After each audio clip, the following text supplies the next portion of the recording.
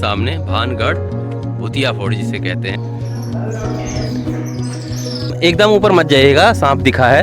तो करण अर्जुन मूवी की शूटिंग यहीं पर हुई है और खुद ब्लॉग बनाने में ही खुद थोड़ा डर सा फील हो रहा है। तो मुझे कुछ ऐसा फील अभी तक यहाँ पर भी कुछ हो रहा है, कोई पूजा, जो कि भूतिया फोर्ट कहा जाता है। तो 9,000 से ज़्यादा घर थे यहाँ पर। मतलब एक होता ना कि जो आप टिकट लोगे उसकी एंट्री यहाँ पर, ये एंट्रेंस पॉइंट पे ही आपको बजरंगबली की मंदिर है यहाँ। तो कुछ ऑर्डर वगैरह करते हैं और खाते हैं, बाकी क्वालिटी क्या होगा।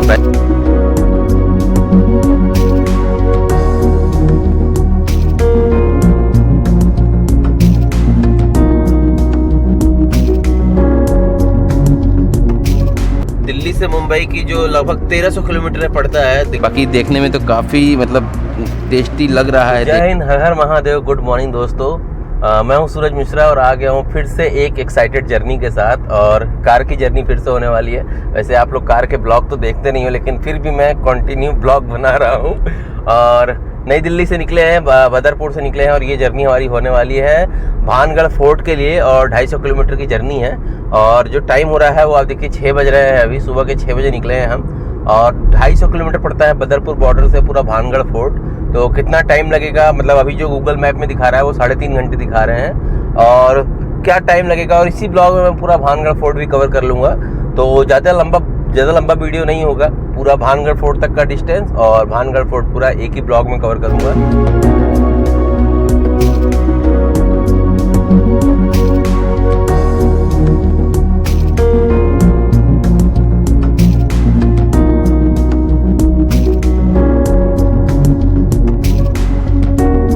और ये हम पहुंच गए अपने पहले टोल टैक्स के पास, जो आपका एक्सप्रेस वे पे ही पड़ेगा। और इसका फेयर कितना कटेगा वो आपको डिस्प्ले पर दिख रहा होगा। तो मतलब कंप्लीट जर्नी है भानगढ़ फोर्ट तक की, और कितना फेयर कटेगा, क्या टाइमिंग लगेगा, सब कुछ बता दूंगा मैं। जिससे आप भी अगर प्लान कर रहे हो दिल्ली से तो आपको यहाँ ये वीडियो एक रेफरेंस के रूप में आप देख सकते हो। और बाकी जर्नी पूरी एंजॉय करिए, और चैनल पर नए हो तो सब्सक्राइब भी जरूर करिए। ये सामने अभी हम ये वडोदरा एक्सप्रेस वे पे भी आके हम मर्ज हो गए। ये देखिए दिल्ली वडोदरा एक्सप्रेस वे, और ये शायद 6 लेन या 8 लेन में 8 लेन एक्सप्रेस वे है ये पूरा। और अब हम इसी को कंटिन्यू रखेंगे अपना अलवर तक, भानगढ़ फोर्ट तक। आप मतलब देखता हूँ कहाँ इसको छोड़ते हैं और वहाँ से कितना डिस्टेंस होगा भानगढ़ फोर्ट के लिए, तो मैं सब कुछ बता दूंगा। बाकी इस एक्सप्रेस वे का आनंद लेते हैं हम भी, और आप भी जब कभी जाइएगा तो आप इस एक्सप्रेस वे को, मतलब आप इस एक्सप्रेस वे से जा सकते हो।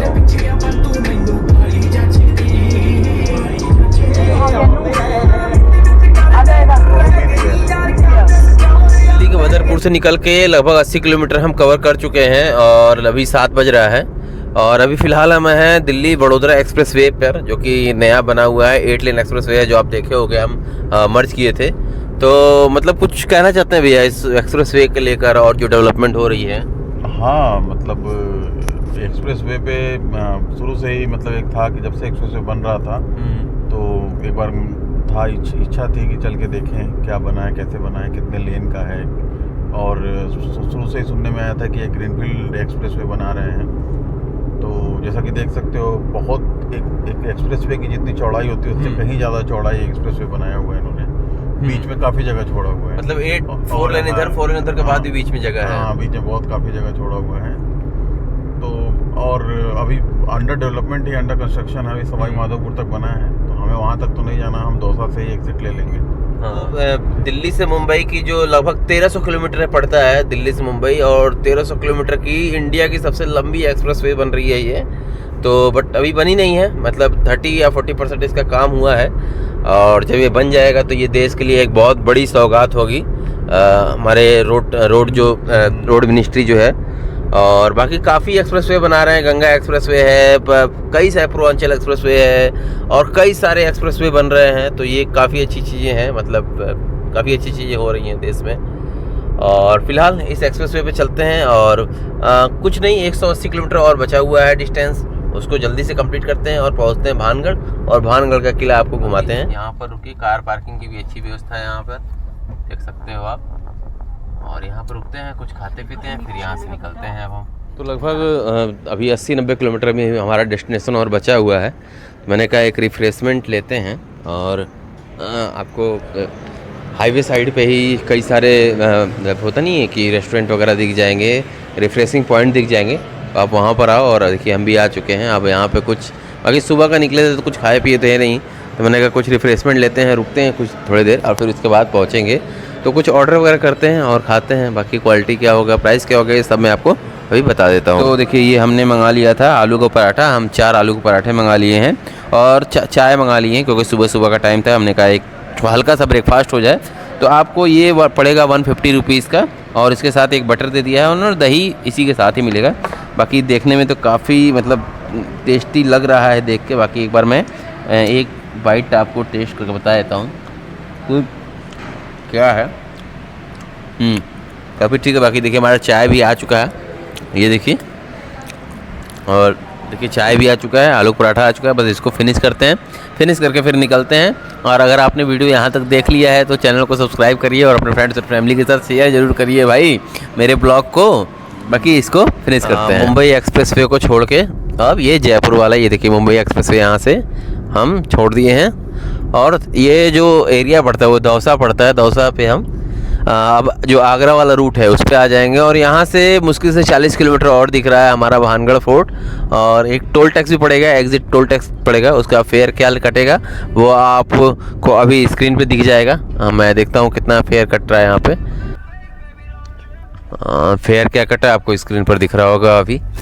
और यहाँ से मुश्किल से 40 किलोमीटर और पड़ता है आपका भानगढ़ फोर्ट।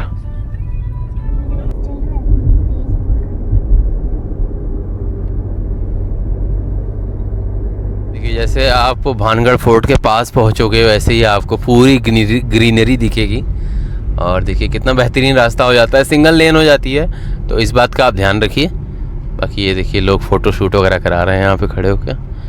और ये चीज़ें आपको दिख जाएंगी जैसे ही आप मुंबई एक्सप्रेसवे छोड़ोगे तो आपको रोड पर गौ माता दिख जाएंगी। तो आप गाड़ी भी बचाकर संभाल कर चलाएँ।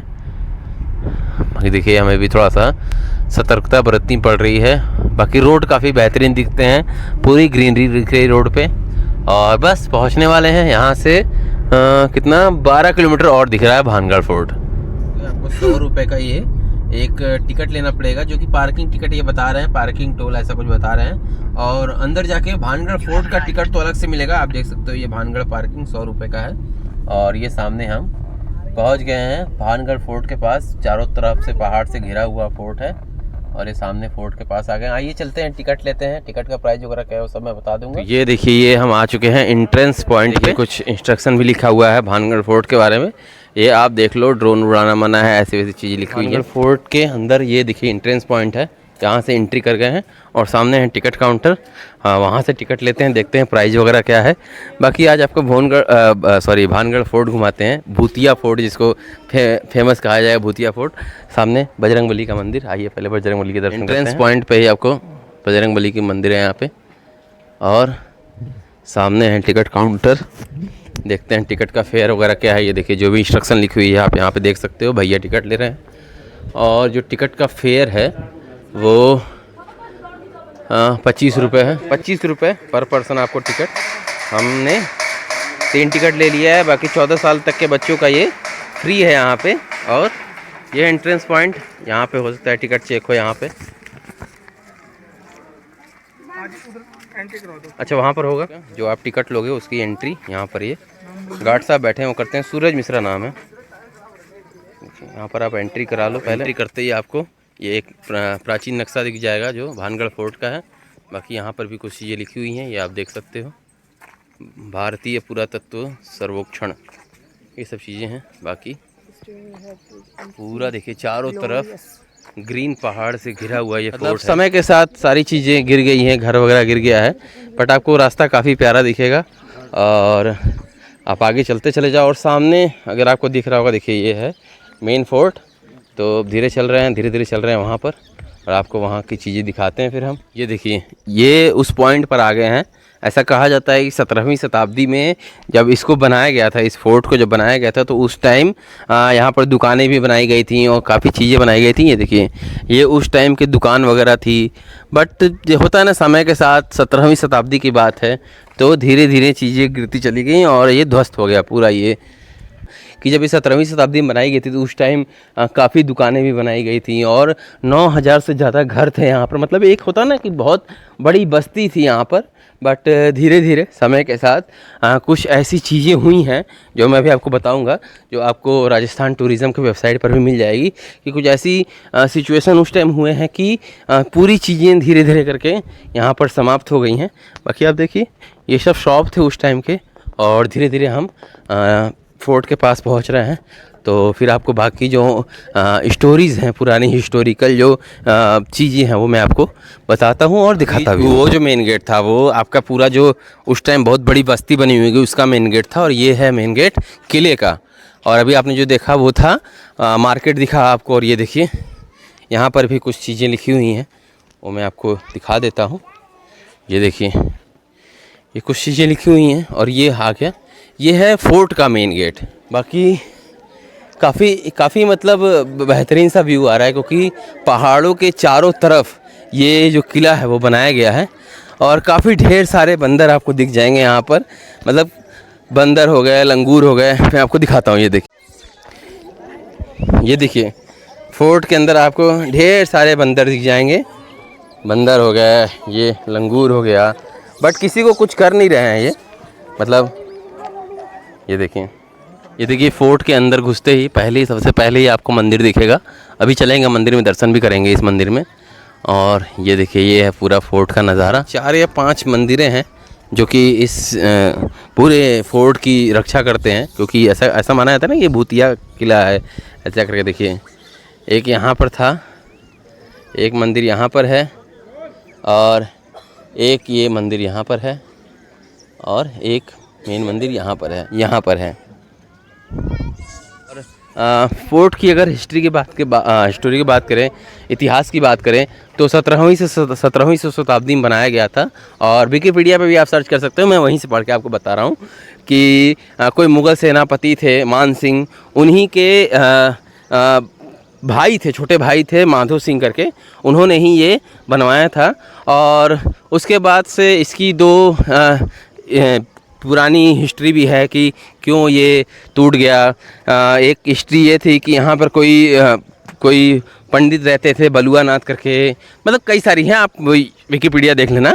और बाकी इसको भूतिया किला भी कहा जाता है, पीछे भानगढ़ फोर्ट, जो कि भूतिया फोर्ट कहा जाता है। तो आइए पहुँच चुके हैं भानगढ़ फोर्ट पे, भूतिया फोर्ट पे। भूतिया क्यों कहा जाता है, कई सारी मतलब लोग कहते हैं कि बहुत भूतिया प्लेस है, ये है वो है। तो आइए हम भी देखते हैं और क्या चीज़ें हैं। मतलब ऐसा माना जाता है कि सूर्योदय से पहले और सूर्यास्त के बाद यहाँ पर पर्यटकों को भी आने के लिए मना किया जाता है। गाइड वगैरह अगर लेना हो तो ले सकते हो, बच्चे और कई लोग यहाँ पे खड़े हैं गाइड के लिए। गाइड चाहिए 20 रुपये 50 रुपये तक भी रेडी हो जाते हैं वो। बाकी ये देखिए ये है मेरे पीछे पूरा भानगढ़ फोर्ट। आइए अंदर चलते हैं, देखते हैं क्या चीज़ें ऐसी हैं कि लोगों को लगता है कि हाँ मतलब यहाँ पर कुछ अलग सी एनर्जी है, ऐसा फील होता है लोगों को। वहाँ पर क्या हो रहा है भाई पता नहीं।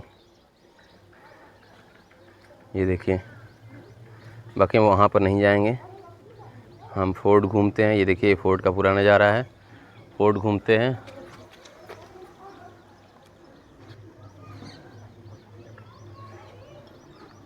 ये देखिए ये फोर्ट के अंदर एंट्री कर रहे हैं हम, और ये एंट्री करने का मेन गेट है। काफ़ी गंदी स्मेल है फ़िलहाल में, काफ़ी बुरा महक रहा है ये देखिए ये है पूरा भानगढ़ फोर्ट। ये देखिए ये मेरे पीछे है भानगढ़ फोर्ट, जो कि भूतिया किला भी जिसको कहते हैं। और ऐसा यहाँ पर माना जाता है कि ये जैसे आपको ये अगर 2 फ्लोर दिख रहा होगा तो इसके ऊपर 2-3 फ्लोर और था। और इसकी आप हिस्ट्री पढ़ोगे विकिपीडिया पे या आपको राजस्थान टूरिज़्म के वेबसाइट पर भी दिख जाएगा। तो इसकी हिस्ट्री बहुत पुरानी है, वो आप पढ़ लेना। बट इसके ऊपर 2 फ्लोर और था वो, बट गिर गया था। और मतलब उस टाइम जब 17वीं शताब्दी की बात है, उस टाइम ऐसा कुछ हुआ था कि पूरे जिसका छत है, क्योंकि आप देखोगे जब मैं एंट्री कर रहा था उस टाइम पे भी देखोगे कि जितने बाज़ार थे और जितने घर थे वहाँ पर किसी का भी छत नहीं है। ऊपर का जो छज्जा होता है ना वो किसी का नहीं है। तो फिलहाल ये है, बाकी इसके अंदर चलते हैं, देखते हैं अंदर की क्या चीज़ें हैं, क्यों इसे भूतिया किला कहा जाता है। जैसे ऊपर आओगे तो आपको ये सब चीज़ें हैं बाकी स्मेल बहुत ही गंदा कर रहा है इस टाइम ये।